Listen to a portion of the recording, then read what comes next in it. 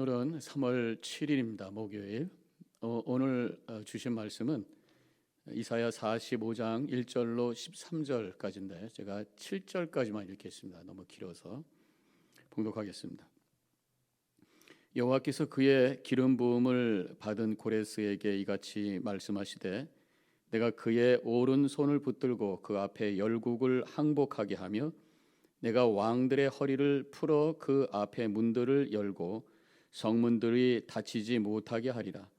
내가 너보다 앞서가서 험한 곳을 평탄하게 하며 논문을 쳐서 부수며 햇빛장을 꺾고 내게 흑암 중에 보화와 은밀한 곳에 숨은 재물을 주어 내 이름을 부르는 자가 다 여호와 이스라엘의 하나님인 줄을 내가 알게 하리라. 내가 나의 종 야곱 내가 택한 자 이스라엘 곧 너를 위하여 내 이름을 불러 너는 나를 알지 못하였을지라도 내게 칭호를 주었노라. 나는 여호와라. 나 외에 다른 이가 없나니 나 밖에 신이 없느니라. 너는 나를 알지 못하였을지라도 나는 내 띠를 동일 것이요 해 뜨는 곳에든지 지는 곳에서든지 나 밖에 다른 이가 없는 줄을 알게 하리라. 나는 여호와라. 다른 이가 없느니라. 나는 빛도 짓고 어둠도 창조하며 나는 평안도 짓고 환난도 창조하나니 나는 여호와라. 이 모든 일들을 행하는 자니라 하였노라. 7절까지만 봉독했습니다. 자, 기도하겠습니다. 오늘 주신 귀한 말씀을 통해 주님의 섭리를 저희들이 깨닫기를 원합니다. 세상만 쳐다보지 말게 하옵시고 그 배후에서 역사하시는 주님의 손길을 볼 수 있는 영의 눈을 뜨는 귀한 역사가 있게 하여 주시옵소서. 감사하며 예수님의 이름으로 기도합니다. 아멘. 지금 이사야 40장부터는 회복의 메시지, 소망의 메시지, 이스라엘이 다시 회복할 것에 대한 구원의 메시지라고 할 수 있습니다. 바벨론으로 포로로 잡혀가 된 이스라엘 백성들이 다시 돌아올 것에 대한 예언의 말씀인 것입니다. 이 말씀은 결국은 또 새로운 메시아에 대한 그런 소망의 메시지, 또 우리에게 주시는 말씀이라고 할 수가 있습니다. 새로운 이스라엘인 우리 성도들에게 주시는 은혜의 말씀으로 우리가 이 말씀을 받을 수가 있는 거죠. 이스라엘의 역사 속에서 이루어지는 구원의 사건이면서 동시에 우리 성도들에게 이루어질 온전한 구원의 역사에 대한 메시지가 이사야 40장 이후에 이어지고 있다고 하는 것입니다. 1절에 이 고레스 왕이 언급이 되고 있어요. 바벨론을 멸망시켰던 고레스 왕. 결국 그 고레스 왕을 통해서 이스라엘 백성들이 예루살렘으로 돌아오게 되었죠. 이 바사의 제국, 바사 제국의 왕이 바로 고레스인데, 이 바사라고 하는 것은 지금의 이란 지역이라고 할 수가 있습니다. 바사가 처음에는 아주 작은 나라였어요. 그때 이 메데라고 하는 나라가 이 바벨론과 지금 갈등을 하고 있을 때 바벨론과 대항하기 위해서 바사에게 동맹을 요청합니다. 근데 바사 왕 고레스가 그것을 거절하게 되죠. 그래서 군대를 끌고 같이 이제 오히려 바사를 침략하러 메대가 내려오는데, 내려오다 말고 모든 그 군대 장관들이 마음을 바꿔요. 그리고 항복을 해버려요. 그러면 싸우지도 않고 메대가 바사에 넘어가게 되는 것이에요. 그래서 고레스가 이 바사와 메대 연합군을 끌고 이번에는 바벨론을 향해 침공을 하게 되면서 바벨론을 이겨버리게 됩니다. 승리하게 돼요. 작은 나라의 왕이었던 고레스가 결국 바벨론, 그 당시 큰 제국을 넘어뜨린 것입니다. 그래서 역사적으로도 너무 신비로운 그런 사건으로 보게 되는데, 성경에서는 그것이 바로 하나님의 섭리라고 고백을 하고 있는 것입니다. 사람의 힘이 아니라 역사를 주관하시는 하나님께서 이 고레스 왕을 드셔서 바벨론을 넘어뜨리게 하시고, 그리고 결국은 포로로 잡혀있던 이스라엘 백성들을 구원하는 역사를 이루셨다고 하는 것을 성경에서 말하고 있습니다. 오늘 1절 이렇게 시작하죠. 여호와께서 그의 기름 부음을 받은 고레스에게 이같이 말씀하시되, 그래서 하나님께 기름 부음을 받았다. 이것이 바로 메사야라는 의미죠. 신약에 와서는 그것이 그리스도라는 의미가 되었고요. 하나님의 기름을 부음을 받았어요. 그런 메시아로 하나님께서 그를 세워 주셨어요. 바로 70년 동안 종살이하던 이스라엘 백성들을 구원한 그러한 하나님의 보내심을 받은 존재라고 소개를 하고 있는 것입니다. 이렇게 하나님께서는 당신의 백성을 구원하기 위해서 때로는 세상의 힘을 사용하기도 한다는 거예요. 고레스 왕이 하나님을 믿는 사람들은 아니었죠. 이방 사람이니까. 그러나 그를 통해서 이스라엘 백성들이 다시 돌아가도록 하나님의 구원의 도구로 사용했던 존재가 바로 고레스 왕이었다고 하는 것입니다. 이렇게 하나님은 모든 것을 사용하시고, 왜냐하면 모든 것이 하나님의 것이기 때문에 믿는 자들만 하나님의 것이 아니라 사실 하나님은 이 세상의 통치자이시기 때문에 이 세상에 존재하는 모든 것들은 하나님 손 안에 있는, 하나님께서 얼마든지 사용할 수 있는 도구라고 하는 것이죠. 그래서 하나님은 때로는 세상의 문명과 기술과 힘을 통해서 당신의 백성들을 도와주시고 돌보시고 구원의 역사를 이루신다고 하는 것을 알 수가 있습니다. 의술을 통해서 하나님의 치유 역사를 우리에게 임하시게 하신다는 것이죠. 또 새로운 여러 가지 세상의 카운셀링을 통해서 그 원리를 통해서 성도들의 마음을 또 회복시켜 주시기도 하고요. 세상의 물질, 돈을 통해서 하나님의 일을 하십니다. 교회를 세우고 선교하고 이 모든 것들도 하나님께서 그것을 통해서 또 구제도 하시고, 하나님은 성속을 구별해서 속된 것을 다 거부하시는 그러한 하나님이 아니시다는 것입니다. 하나님은 어떤 것이든 자신의 주권에 의해서 사용하시는 분이다라는 것을 우리가 고백하기를 원하시는 것입니다.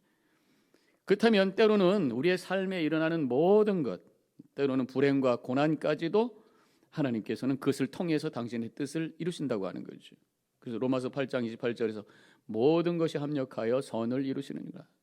하나님의 부르심을 받은 자, 하나님을 사랑하는 자, 곧 그 이름대로 부르심을 받은 자에게는 모든 것이 합력하여 선을 이루느니라. 하나님을 믿는 모든 자들에게 여러 가지 어려움과 문제가 올지라도 그것을 합해서 하나님의 뜻을 이룰 수 있는 그런 역사를 이루신다고 하는 것입니다.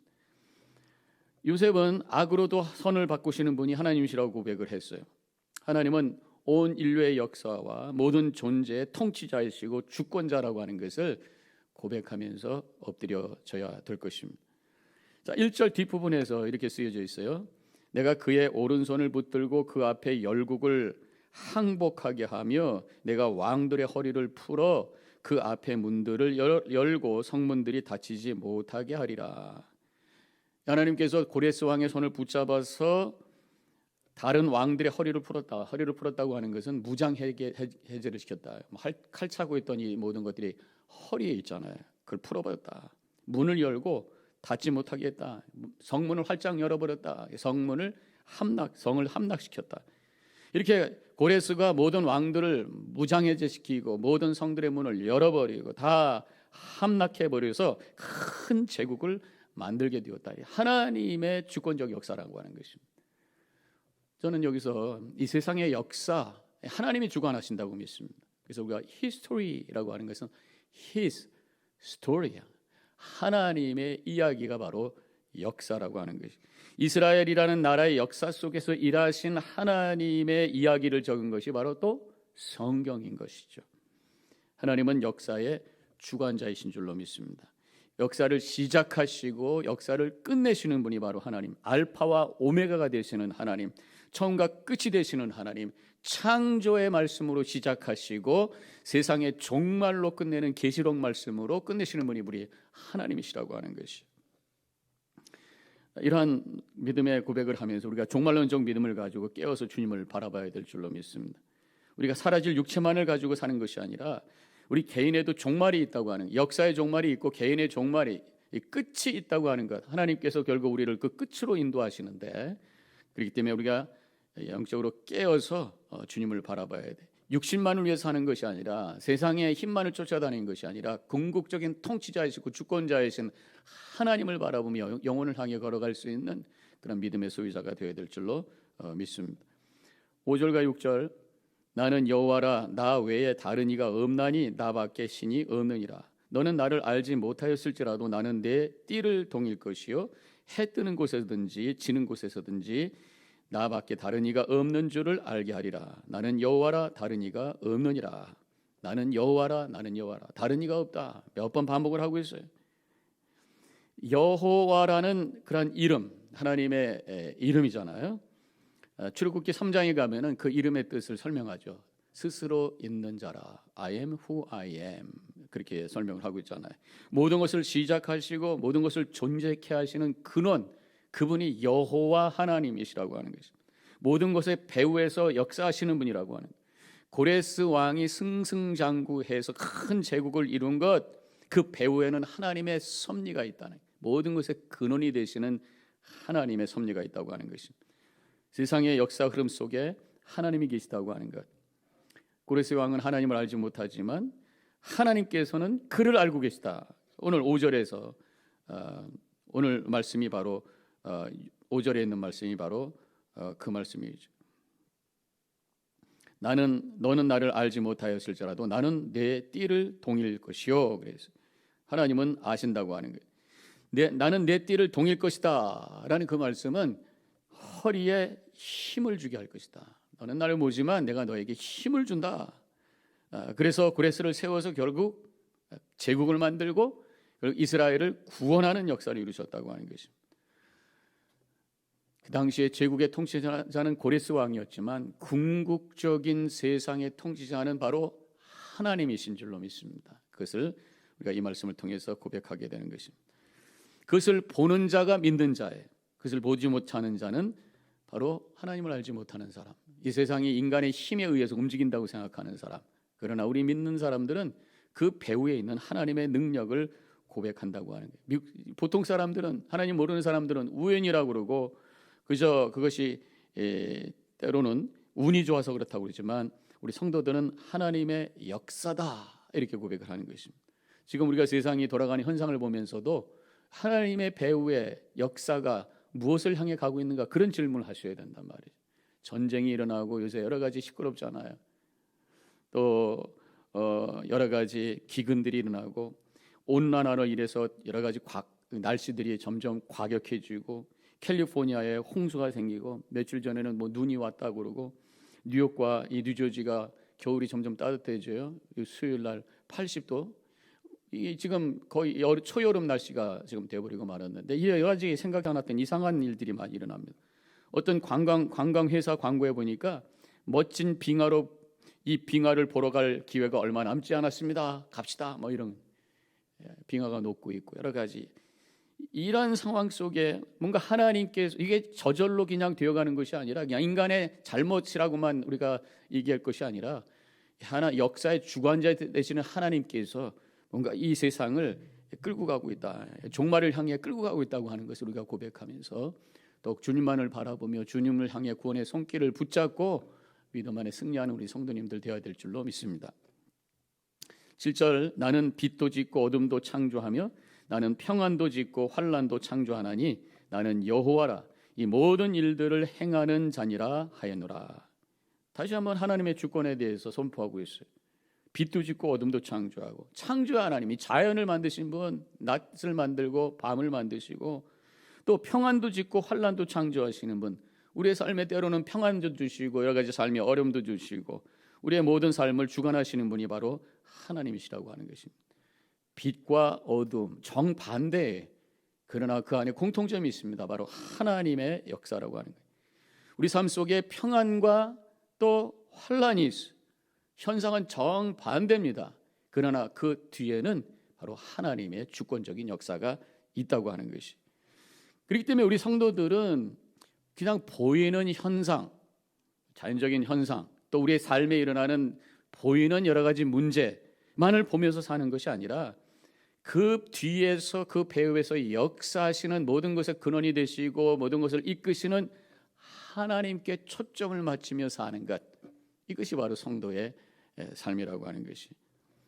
그래서 우리는 여러 가지 삶의 어려움이 오고 챌린지가 있을 때도 그 문제만 바라보는 것이 아니라 그 뒤에 계신 주님을 바라보는, 그래서 주님을 갈망하는 마음을 가지고 주님을 향해 나아갈 때에 이 세상의 모든 문제를 초월하는, 스스로 있는 하나님과 만나는 경험을 통해서 우리 가운데 주시는 평강 가운데, 은혜 가운데 승리의 삶을 살게 되는 줄로 믿습니다.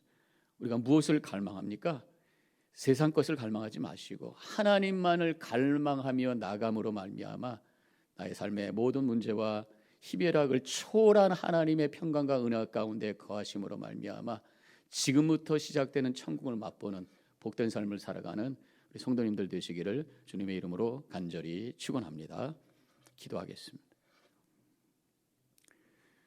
역사의 주관자가 되시고 모든 것의 근원이 되시는 하나님, 오늘도 그 하나님을 바라봅니다. 세상 사람들은 되어지는 현상, 우리에게 주어진 환경만을 바라보지만 우리 성도들은 그 배후에서 역사하시는 하나님의 손길, 하나님 자신을 바라보는 저희들이 되기를 원합니다. 주님을 갈망하며 살아가는 저희들 되게 하심으로 이 세상을 초월하는 하나님의 평강과 은혜 가운데 거할 수 있도록 역사하여 주시옵소서. 감사하며 이 모든 말씀 예수님의 이름으로 간절히 기도합니다. 아멘.